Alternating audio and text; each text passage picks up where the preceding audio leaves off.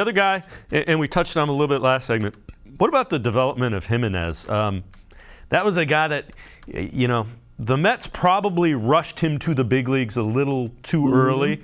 And then here they kind of bounced him back to AAA a little bit to 2 years ago. But, man, was he ready to go a season ago. And Gold Glove defender. I wonder, do you leave him at second base because he's so good there? I mean, he can play shortstop, obviously. Yeah, I do. I would leave him there.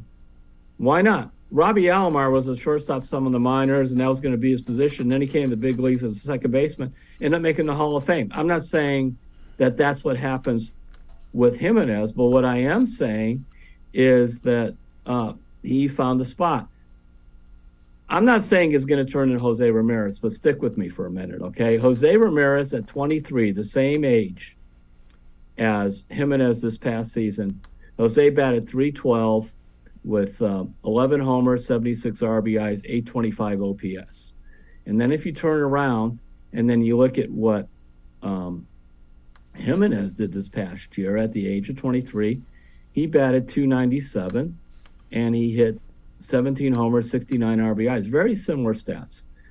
And that shows, I think none of us thought that a 23-year-old Jose Ramirez would turn into a 30 to 35 home run guy, even after that big year in 2016. But he did. And these guys are so young, and they signed so young. Remember that. Gimenez signed at the age of 16. Now, he was a hot prospect out of Venezuela. The Mets signed him for like $1.8 million. That's a lot of money back then. Jose signed for $50,000 out of the Dominican. And this is the story that I was told by Paul Mirabelli, who was their international scout. And there was a bird dog there. And he said, you got to see this kid, Ramirez.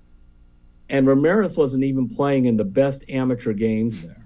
And on top of that, Ramirez was playing second base. All the elite prospects always played shortstop. But he watched him in a doubleheader, and the kid goes like 6 for 8.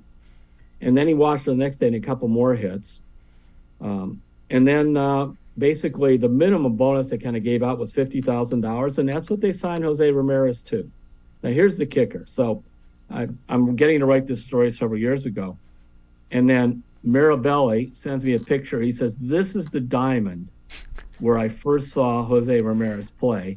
And it looked like just, some diamond at Brookside Park or whatever, only there was a donkey grazing in the outfield.